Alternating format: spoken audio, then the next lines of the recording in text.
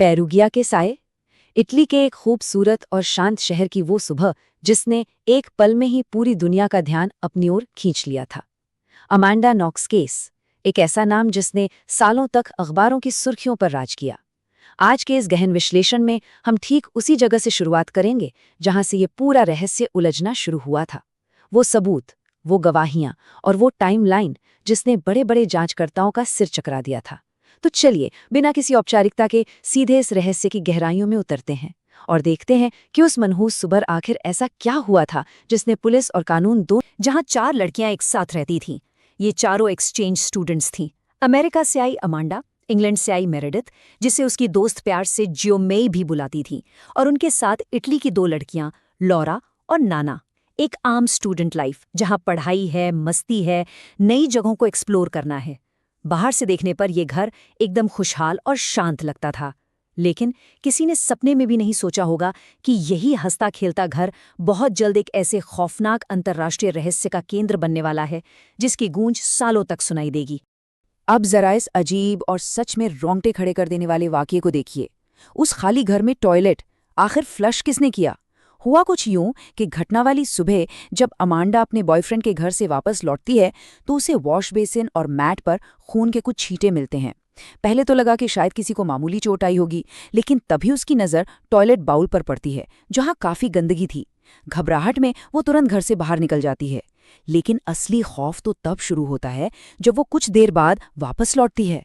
Toilet पूरी तरह flush हो चुका था, एकदम साफ। मतलब जब अमांडा घर से बाहर थी उस खाली घर में कोई और भी मौजूद था। ये ख्याल ही अंदर तक डरा देने वाला है ना? और बस यहीं से शुरू हुई वो अफरा तफरी से भरी भयानक सुबह। उस दिन का एक एक घंटा बहुत अहम था। सुबह के वक्त अमांडा जब आती है तो मेन दरवाजा खुला हुआ था। थोड़ी ही देर बाद खून के निशान और एक टूटी हुई खिड़की मिलती है। लेकिन यहाँ एक बड़ा पेंच था। लैपटॉप और कैमरे जैसी महंगी चीजें वहीं की वहीं रखी थीं। देखने से ही लग रहा था जैसे किसी ने फेक ब्रेक इन यानी चोरी का सिर्फ एक नाटक रचा हो। मामला और भी गंभीर तब हो गया जब देर सुबह पोस्टल पुलिस 2 खोए हुए फोन लेकर वहां पहुंचती है जो मेरेडिथ के थे। और फिर दोपहर के वक्त मेरेडिथ के उस बंद बेडरूम का दरवाजा तोड़ा जाता है। उस दरवाजे के पीछे जो मंजर था उसने सब कुछ हमेशा के लिए बदल कर रख दिया। इतनी भयानक घटना के बाद कोई भी इंसान सदमे में चला जाएगा, रोएगा, घबराएगा, लेकिन अमांडा का व्यवहार एकदम उलट था और यहीं से जांचकर्ताओं का पूरा ध्यान उसी पर टिक गया। जब बाकी लड़कियां फूट फूट कर रो रही थीं, अमांडा अजीबोगरीब तरीके से शांत थी। उसने क्राइम सीन के ठीक बाहर पुलिस के सामने अपने बॉयफ्रेंड को किस किया, जो काफी अटपटा था।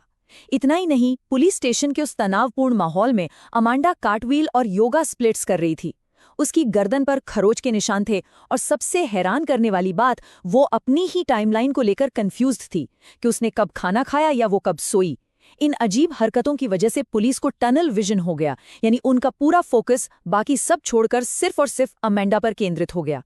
भाषाओं और कल्चर का अंतर किसी जांच को कैसे भटका सकता है, ये मैसेज उसका एक जीता जागता सबूत है। अमांडा ने अपने बॉस पैट्रिक को एक मैसेज किया था, सी यू लेटर। अब अमेरिकन इंग्लिश में तो ये बस एक आम सी बात है, फिर मिलेंगे, जिसका कोई ठोस प्लान नहीं होता। लेकिन इटालियन पुलिस ने इसका क्या मतलब निकाला। उन्होंने इसे सीधे सीधे एक गुप्त कोड मान लिया। उन्हें लगा कि यह हत्या की किसी पहले से रची गई साजिश का हिस्सा है और अमांडा पैट्रिक को वहां बुला रही है। सोचिए जरा, एक छोटे से शब्द के गलत मायने निकालने से पुलिस का शक इस कदर गहरा गया कि उन्होंने इसे एक पूरी प्लानिंग मान लिया। अब बात करते हैं पूछताछ वाले कमरे की, जहां तनाव अपने चरम पर था। पुलिस का दबाव इतना भयंकर था कि पूरी कहानी ही पलटने लगी। सबसे पहले अमांडा के बॉयफ्रेंड रफेल ने अचानक अपनी गवाही वापस ले ली। उसने कह दिया कि अमांडा उस रात उसके साथ थी ही नहीं। मतलब एक झटके में एलिबाई खत्म। इसके बाद पुलिस ने अमांडा पर जो मनोवैज्ञानिक दबाव डाला वो शब्दों में बयान करना मुश्किल है। उसे बुरी तरह भ्रमित किया गया, चिल्लाया गया और आखिर में अमांडा टूट गई। उसे अपनी ही याददाश्त पर शक होने लगा कि कहीं सच में तो उसने कुछ नहीं किया। और इसी भयंकर मानसिक प्रताड़ना के चलते उसने अपने बॉस पैट्रिक पर एक झूठा आरोप मढ़ दिया। ये साफ दिखाता है कि पुलिस के भयंकर प्रेशर में इंसान किस हद तक टूट सकता है। अगर उस वक्त की स्थिति पर गौर करें तो समझ आता है कि पुलिस इतनी उलझी क्यों थी। सबके बयान एक दूसरे से बिल्कुल अलग थे। पैट्रिक ने कहा कि वो अपने बार में काम कर रहा था और बाद में ये सच भी साबित हुआ। उसे पक्की गवाही यानी सॉलिड एलिबाई मिल गई और वो बाइज्जत बरी हो गया। दूसरी तरफ राफेल, उसने पहले कहा कि वो घर पर अकेला था, लेकिन बाद में अपनी कहानी ही बदल दी। और अमांडा, वो कह रही थी कि वो राफेल के घर पर थी, लेकिन उसके बयान इतने असंगत और कंफ्यूज करने वाले थे कि उन पर भरोसा करना नामुमकिन लग रहा था।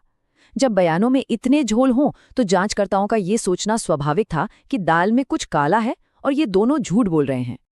लेकिन कहते हैं ना कि फोरेंसिक साइंस कभी झूठ नहीं बोलती, और तभी इस केस में आता है सबसे बड़ा ट्विस्ट। क्राइम सीन पर पीड़ित के बिस्तर पर एक ऐसा बाल मिलता है जो किसी लोकल इटालियन का नहीं था और ना ही घर के किसी सदस्य का। डीएनए टेस्ट से पता चला कि ये किसी ऐसे बाहरी व्यक्ति का है जिसका संबंध यूरोप से नहीं है, यानी एक गैर ईयू बाल। इस एक छोटे से सबूत ने पूरी की पूरी जांच की दिशा ही पलट कर रख दी। अब तक जो शक्की सुई घर के लोगों पर घूम रही थी, वो अचानक से एक ऐसे बाहरी अजनबी की तरफ मुड़ गई जो शायद असली कातिल था। इस नए डीएनए सबूत ने पुलिस को जिस शख्स तक पहुंचाया वो था रूडी ग्यूडे, जिसे द बैरन भी कहा जाता था। जर्मनी में जाकर इसकी गिरफ्तारी हुई, लेकिन जब उसने मुंह खोला तो जो कहा वो और भी चौंकाने वाला था। उसने मान लिया कि वो उस रात घर में मौजूद था, लेकिन उसका दावा था कि मेरिडिथ ने उसे खुद बुलाया था। उसका कहना था, मैंने एक चीख सुनी और एक आदमी को उस पर हमला करते देखा। सबसे बड़ा झटका तो ये था कि उसने इस पूरी घटना का इल्जाम वापस अमांडा और उसके बॉयफ्रेंड पर डाल दिया। मतलब केस सुलझने की बजाय अब और भी ज्यादा पेचीदा हो चुका था। अब आते हैं इस केस के सबसे अहम और तकनीकी पहलू पर, दूषित सबूत यानी कंटैमिनेटेड एविडेंस। क्या होता है ये? जब सबूत इकट्ठा करते वक्त या उसे स्टोर करते वक्त कोई लापरवाही हो जाए और वो खराब हो जाए तो कानून की नज़र में उसकी कोई वैल्यू नहीं रहती। शुरुआत में एक चाकू पर मिले डीएनए की वजह से अमांडा को दोषी मान लिया गया था, लेकिन जब सालों बाद केस दोबारा खुला तो सच्चाई सामने आ गई। पता चला कि पहली फॉरेंसिक टीम ने भारी गलतियां की थी और डीएनए सैंपल पूरी तरह से दूषित हो चुके थे, और इसी वजह से सालों बाद ही सही अमांडा को बरी कर दिया गया। ये वाकई बहुत ही दुर्भाग्यपूर्ण है कि सबूतों को संभालने में हुई एक छोटी सी लापरवाही से किसी की जिंदगी के इतने साल बर्बाद हो सकते हैं। तो सालों की कानूनी लड़ाई और जेल के बाद अमांडा आज़ाद तो हो गई, लेकिन ये केस आज भी अपने पीछे एक बहुत बड़ा और चुभता हुआ सवाल छोड़ जाता है।